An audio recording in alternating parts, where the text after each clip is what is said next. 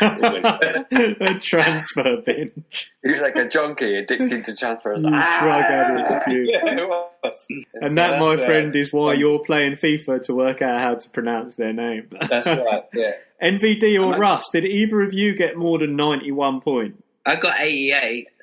Got 89. I got 87, so that suggests that Patrick Vieira was in first place from game week 1, and he slipped to bottom. And John McGinn fanboy from bottom to top. You just can't predict this game. I think this season's been like that. The beauty FPL. It's the algorithm, lads. It's the algorithm. Something's gone wrong. Me and Patrick should be top. I keep telling her. Okay, from there. Russ, Captain Russ, take us away. What was your team looking like? 87 points, you said. 88. So sorry, 88. Yeah, so it wasn't a bad effort. I mean, I had Lundstrom, still got Lundstrom. Yeah. De Bruyne, still got De Bruyne. Yeah, like the only players that scored pretty low that week. First week was King from Bournemouth. I had King and Callum. I did the same thing as Pellers. I had like a couple of Bournemouth players in my team, like basically up front, like Callum Wilson and King. Yeah, and I think Callum Wilson got 5. Yeah, and I think I got rid of King that week, and I kind of put it down to that I was doing pretty well all the way up to like that Christmas period, and I kept hold of my wild card right until the end. And rather than just leaving it and not using it, which probably would have been the better thing to do, I kind of woke up frantically. Like I can't remember whether it's Christmas Eve morning or whatever. Probably it was Boxing Day. That was it. Used my bloody wild card, and like ever since then, I've gone downhill. So yeah, sometimes it is actually better just to see it through and not like use those things because. Yeah, ever since then, I've been trying to rebuild my team. I mean, you must have had a bit of a challenging Christmas to wake up frantically on Boxing Day and be like, oh my God. Yeah, in a cold sweat, with a hangover, thinking, I literally had like 5 minutes to change my team, and I just did one of those like 5 minute, right, I'd do that, and I've kind of been... And that's where your season went downhill. But, I mean, Lundstrom from the start, that's a pretty decent shout. Yeah. I mean, you had him from the start, but then you removed him, didn't you? And then you bought him back. Recently, I got rid of him. When he got put on the bench, I kind of... As soon as I heard he was, like, not playing like 90 minutes, I kind of got rid of him and replaced him with another Sheffield United player, actually. Basham, I think, and he wasn't really doing much. So I ended up, like, literally buying him back the week after, and because of the difference in prices, the first week I wanted to buy him back, I couldn't because he'd gone up so much. Yeah, you got shafted. That was a big error on my part. Schoolboy error. You probably lost a lot of money there, mate. You did what Man United did when they had Pogba and sold him and then bought him back for millions. Yeah. So, you and Mr. Woodward are pretty much one of the same. And NVD, what are you thinking, mate? Yeah, I mean, 89 points gives game week 1. And so you were above Russ and just below Vieira. You'd have been in second. Right. Yeah, I thought this would start something beautiful. Clearly just still in the Champions League places, so he's not I was hoping for. But yeah, I mean, Pellers has already called out Fraser. He was a long stay in my team last season. You know what, for some reason, and I don't know why I even put him on my team, I obviously thought it was Zinchenko, so I actually thought he was going to play like... He cost 5.5 million, so not cheap. And he was terrible. I think he's managed, 31 points all season.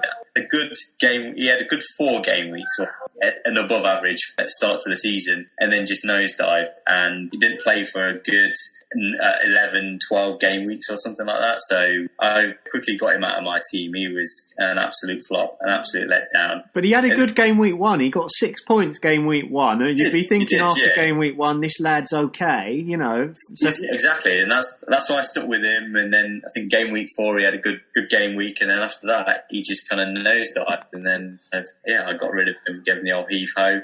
I got Indini from the start, and because he had a good last season, and to be honest, he got me 2 points for the first 2 game weeks, and then I think I got rid of him, and then I think he was injured. He pretty much didn't really kind of do anything in FPL until about game week 18. So yeah, unfortunately, I was expecting big things from that ugly so-and-so, but he didn't really deliver.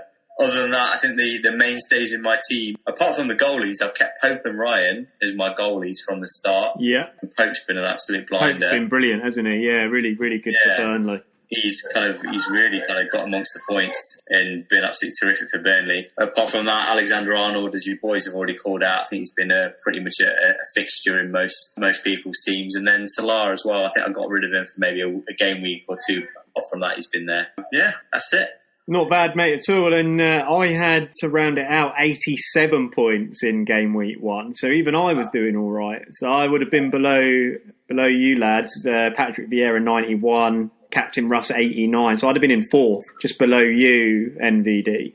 And my team, as I look at it, it's almost like I had the right idea, but it went really pear-shaped. So I did have Lundstrom, who was brilliant. I had Salah, I had Kane. Then some of the fringe players that I had Jordan Ayew from the start. I had Calvert-Lewin as well. The problem with Calvert-Lewin is he didn't do it for the first 12 games. So then obviously get rid of him, and now he's brilliant. So it looks like it would have been a genius thing if I'd have done it then. I also had a smart idea of getting the Burnley goalkeeper in goal, but stupidly thought that would be Joe Hart and not Pope. So I've had Joe Hart in the team at the start. He hasn't played all season, so that was a bit of a crappy one. And Pereira from Manchester United, who I'd actually say has been a little bit of a letdown for United. He's not quite at the level we need him to be. Not good enough. One of the other guys I had in my team was Iosi Perez at Leicester. I thought he's been decent, hasn't he? He's got a few hat-tricks here and there, but no consistency for the poor guy. Just doesn't seem to play. So I think, he will have been a letdown for a lot of people that were probably backing on him early on. But luckily, obviously, got to get rid of him early doors. And then the one that you guys haven't chatted about, Wan-Bissaka, I had him. I had Zinchenko and Lundstrom from the start as well. And then my goalkeeper, I had Kepa, the Chelsea boy, in goal, who's completely out of favour now. Caballero's in goal. So basically, from my team that started, I think probably would replace 9 of those players right now. I guess Salah's the only one that you could say that's done it. I think Kane's good. Sterling's good. But is he? I don't know, guys. I had Kelly on the bench as well. He was quite decent. He got 6 points game week 1. But if I was to say, to answer the question that we had, my probably biggest letdown, I would have to go with Ross Barkley. So I put Ross Barkley in because I thought he was going to do it this season. I thought him and old Mount in the Mount were going to form a good partnership, and Barkley was going to be the main man, but definitely didn't transpire. He's been very poor. He's got 37 points all season. So I think I win, lads. I think I picked the worst player. Any takers? 37 you said he got. Who's like the guy from the Fast Show? Ross is on mute. Oh, there you go. Expand, Russ. Expand. Do you know the one I mean? The one that goes kind of on a bit and that's going me, down mate. memory lane. Just going. Fella's asked us to go down memory lane. We've gone down memory lane. We're all done. Jimmy, have you seen the actual dream team, the overall dream team? Because let's say this season is null and void. None of us think that's going to happen, but let's say it is. Have you seen the dream team for the whole season? I've not, mate. Who's in it? So we've got Pope in goal. Yeah. With 128 points. Alexander-Arnold, Van Dijk, Robertson at the back. Robertson at the back. Wow. Yeah, they've got those three. Alexander-Arnold, 166. Van Dijk, 141. Robertson, 137. In midfield, we have Salah, De Bruyne, Mane, Richarlison. And then up front, we have Vardy, Aubameyang, and Jimenez. So that's actually, as it stands, the overall dream team for the whole season. Combined total 1,710 points. I mean, that's incredible. I would say Salah and Alexander-Arnold, Robertson and Van Dijk are the only 4 players I heard any of us have. So for the rest of that dream team, none of us had their players. Is that accurate? Well, Aubameyang, not many people have jumped on that bandwagon until recently. I think me and MBD, you've got Aubameyang. Yeah, I got Aubameyang, very late on. Yeah, Jimenez I've got in. Vardy, obviously, I think the one who was the genius with Vardy was John McGinn. I think he got in quite early. And I remember us at your wedding, Jimmy, and that was Vardy's week, pretty much. So that kind of period around there, he scored that trick, Leicester won 9-0. You guys all laughed at me. Absolutely. I do remember that 9-0 because I had the Southampton goalkeeper. Useless, mate. And he only got I don't even think he got a minus. Of course you did. That's probably when you dropped below sausage burner. I've never dropped below sausage burner. I'm always 2 or 3 places below. Not even at that party.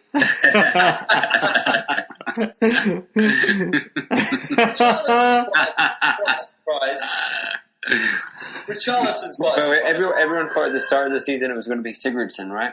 How many people had him in there? Yeah, no, he's been poor. I think he got 69 points in total throughout the whole season, I think. Yeah, and then kind of after week 4 or 5, I think people started to dump him pretty quickly. More than Barkley, though. Guys, just on that, what Pellers has just read out for that dream team, do you think with these next 5 game weeks where you can make, transfers as needed, is it worth trying to mimic that dream team for the season, or are there any players in the dream team that you don't think are worth it? Like we were saying, Vardy's perhaps gone. I thought my team was strong as it could be going into the last week. I set up like that deliberately, so I don't see nothing's changed since then. If anything, a few players will come back from injury, but I mean. So is it worth mimicking the dream team now for the season? Well, first of all, you can't have that many Liverpool players in your team because you've got Salah, Martin, Alexander-Arnold, Van Dijk and Robertson. But even if, let's say, you have your allotment at 3, let's say, for example, we do wrap up the league now. No, we've got no other cup or anything to play for, but they might just kind of then start to rest players, right, in getting them ready for next season if it is a short turnaround time, in which case you might be risking players that might not even play for the rest of the season. Yeah.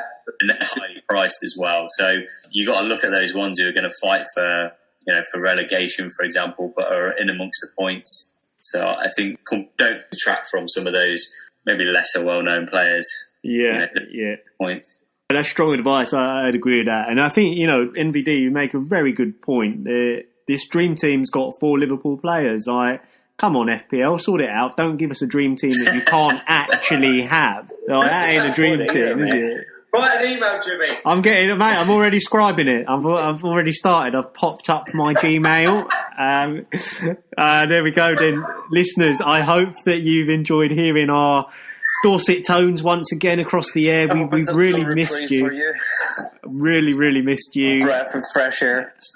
Certainly, whatever the guys are saying there. But guys, if you do want to get in touch, please send us an email, leftinthechangingroom@gmail.com. Any questions you have, we'd love to have you on the air as well. We can give you the details to get your question read out and speak to us live. You can also get us on Twitter. We're just like Jean-Paul.